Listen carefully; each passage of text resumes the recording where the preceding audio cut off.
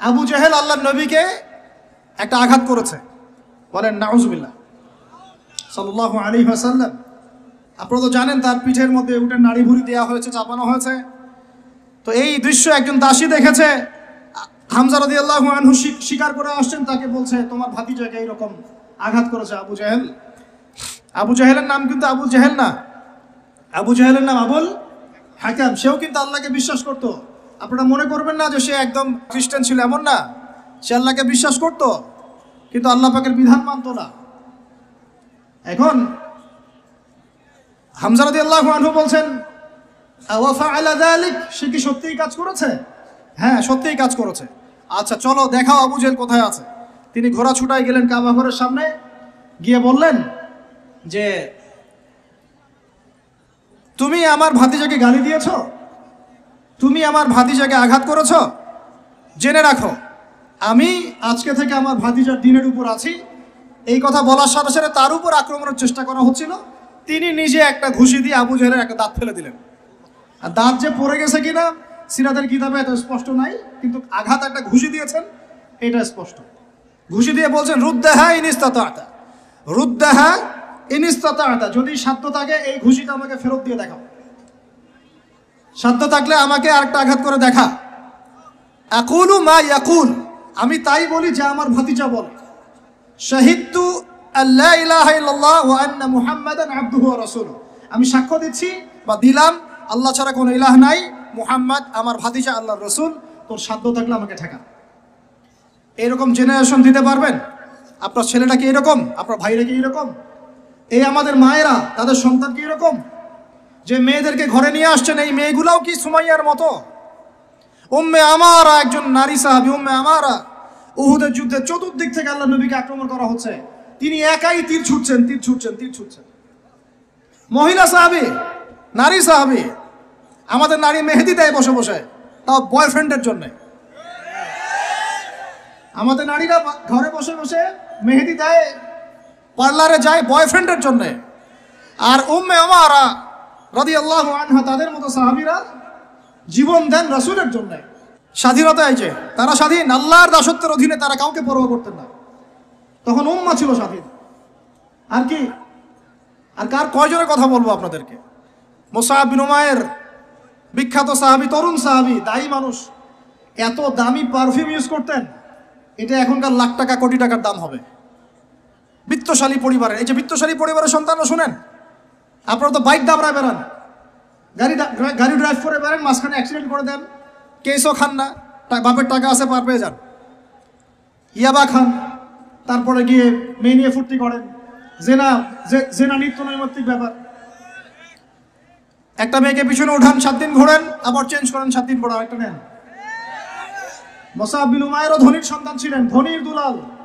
যখন ইসলাম এসেছে, কোরআন এসেছে, শুনেছেন তিনি ইসলাম কবুল করেছেন।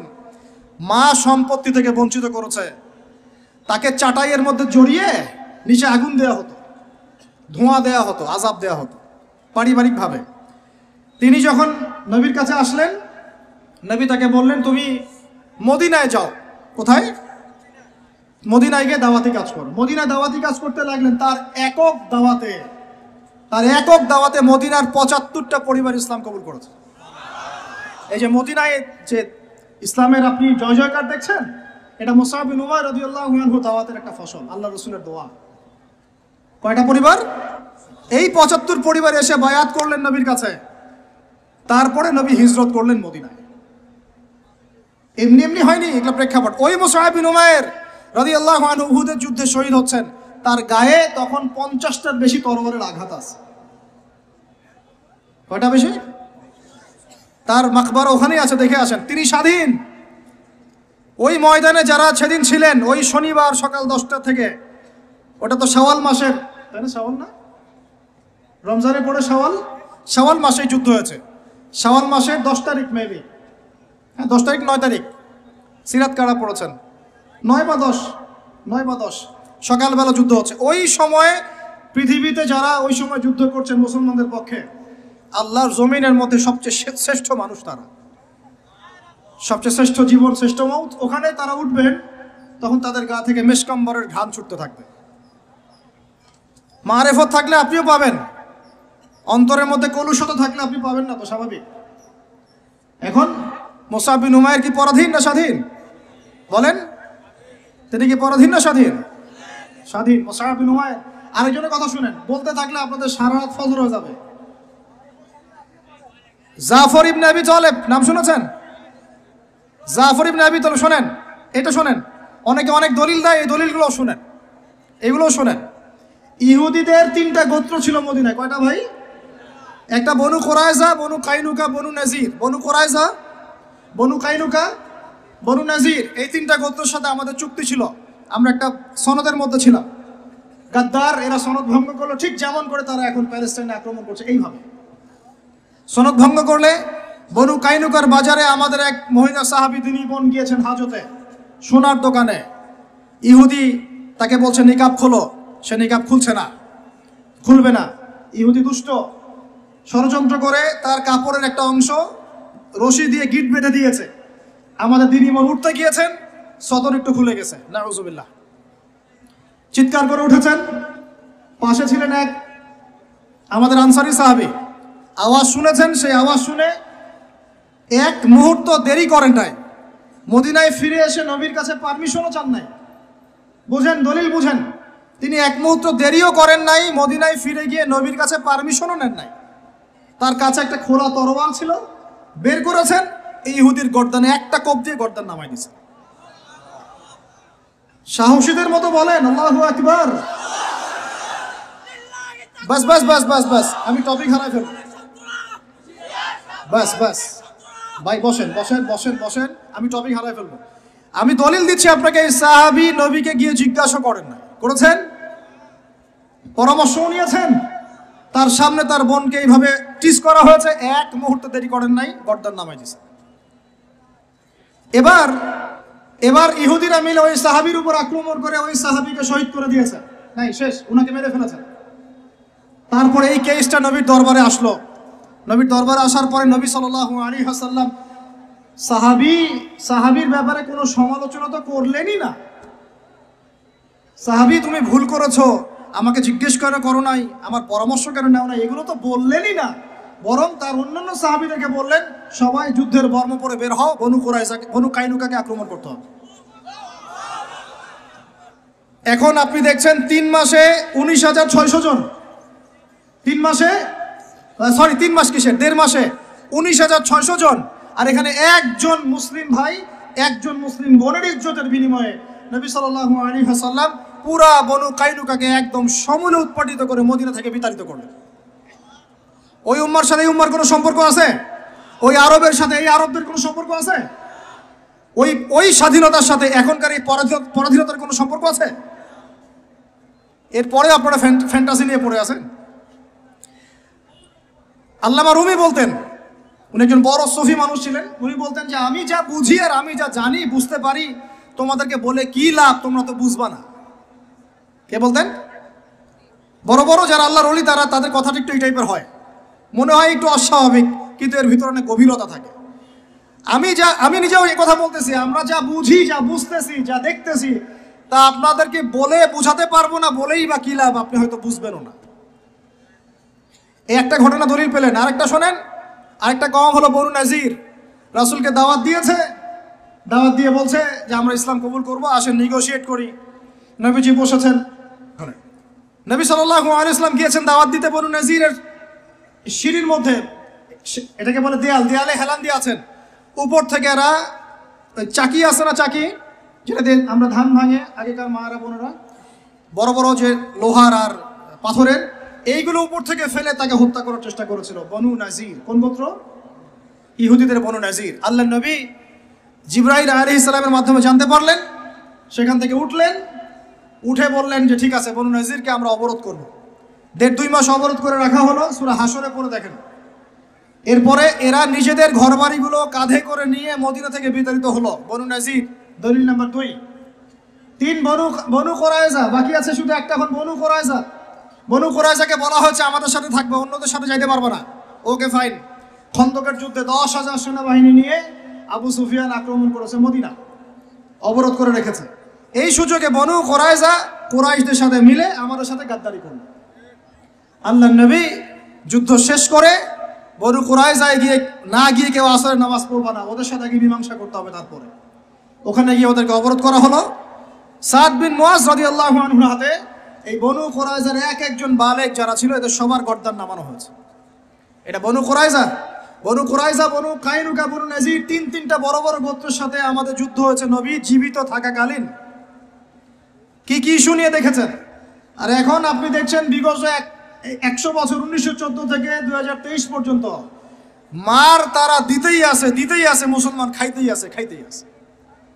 4বার বড় বড় যুদ্ধ হয়েছে। যুদ্ধ এই 4টাতে মুসলমানদের মোটামুটি পরাজয়। এখন মোটামুটি 78 থেকে 80% জায়গা ওদের। এখন কি নতুন করে এই জিহাদটা ওখানে ফরজ হয়েছে না আগে থেকেই ছিল?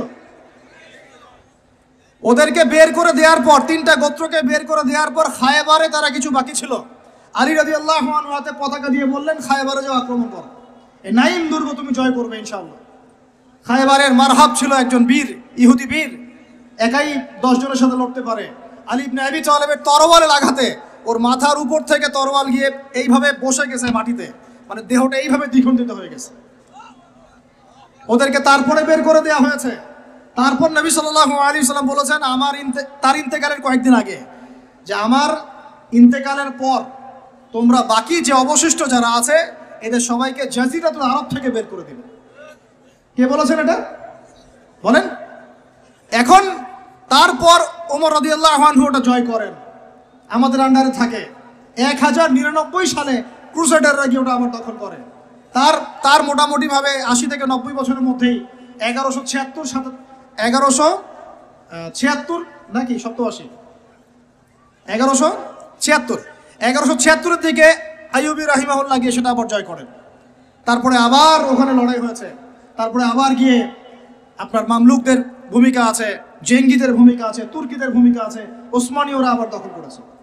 এই সিলসিলা চলতে চলতে 1914 সালে গিয়ে তারা এই ব্রিটেনের সহযোগিতায় এই জায়গাটা দখল করেছে। কত সালে? এই তো 1914 সালে। দখল করার পর থেকে এখন এই বিগত 100 বছরে ওখান থেকে তারা বিশ্বের সব নিয়ন্ত্রণ করা শুরু করেছেন। জায়গা দখল থেকে শুরু করে মুসলিম ভাইদেরকে দমন, আমাদের বোনদেরকে ধর্ষণ, শিশুদেরকে হত্যা, জমি উপড়ে ফেলা, কি না করেছে। এখন তারা ওখানে দাজ্জালের শাসন প্রতিষ্ঠা করতে চাচ্ছে। এরাই তারা যারা দাজ্জালকে নিয়ে বিশ্বকে শাসন করবে। শেষ জামানার দাজ্জালের কনসেপ্ট না জানলে আল্লাহর কসম আপনি ওয়ার্ল্ড অ্যাফেয়ার্স বুঝতে পারবেন না।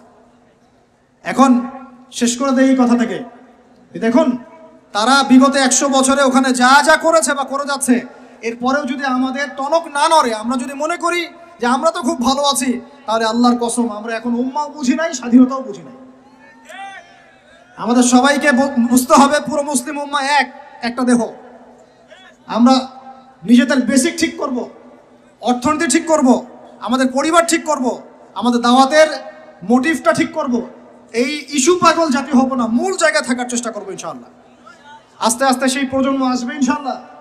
আমি না পড়ি, আপনি না পড়েন, আমাদের পরের জেনারেশন পারবে ইনশাআল্লাহ। বা তারপর একদিন না একদিন বাইতুল মুকাদ্দাসে আমরা নামাজ পড়বো ইনশাআল্লাহ। বাইতুল মুকাদ্দাসে সালাত আদায় না করা পর্যন্ত আমাদের শান্তি নাই। বাইতুল মুকাদ্দাস বিজয় না হওয়া পর্যন্ত এই মুসলিম উম্মার ঘুম নাই। কারণ তারা মুসলিমদেরকে ঘুমাতে দিবে না। তারা মুসলিমদেরকে ভাগ করে ফেলবে, বিভিন্ন মতবাদে ভাগ করে ফেলবে। তারা মুসলিমদেরকে স্যাংশন দিবে, অর্থনৈতিকভাবে পঙ্গু করে ফেলবে, মিডিয়া নিয়ন্ত্রণ করে ফেলবে, ওরা টেকনোলজি নিয়ন্ত্রণ করবে। মুসলিমদেরকে তারা দাঁড়াতে দিবে না যতক্ষণ পর্যন্ত বাইতুল মুকাদ্দাস পাচ্ছেন না। আর এখন এই ইস্যুগুলো নিয়ে কথা বললে মুসলমানদের মধ্যে এক শ্রেণীর মুনাফিক তারা আমাদের বিপক্ষে কথা বলা শুরু করে। এই জাতির এখন চিনতে আশা করি বাকি নাই যে মুসলিমদের মধ্যে কত মুনাফিক ঢুকে গেছে। কোন দলের সাথে আমাদের কোনো দ্বন্দ্ব নাই, আমাদের দ্বন্দ্ব হচ্ছে কথিত মুনাফিকদের সাথে, যারা এই চলমান সংকটের মধ্যেও মুসলমানদের পক্ষে না গিয়ে জালেমের পক্ষ নিচ্ছে।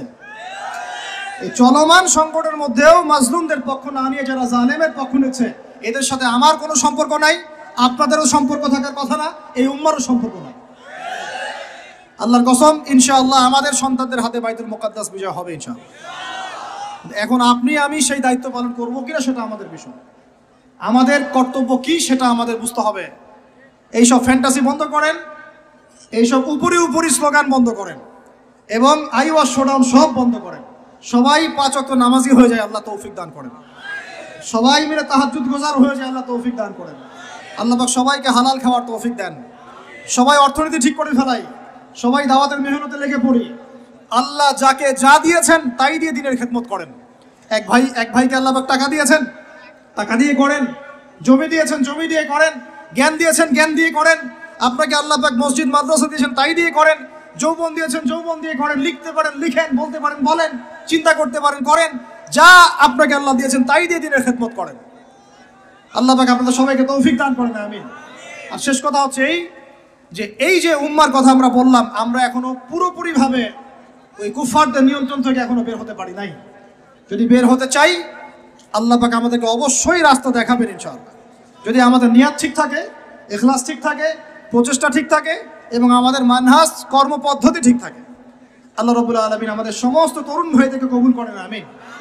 আর এই সবগুলো কথা আপনি বুঝবেন জুমার দিন সূরা কাহাফ তেলাওয়াত করলে ইনশাআল্লাহ। এই জুমায় যে আমলগুলোর কথা বলেছি এর সাথে সূরা কাহাফ অ্যাড করে নেবেন। সূরা কাহাফ না পড়ে জুমার দিন কেউ শেষ করবেন না। আল্লাহ রাব্বুল আলামিন আমাদের সবাইকে এই উম্মাহকে পরিপূর্ণরূপে স্বাধীন করার তৌফিক দান করেন।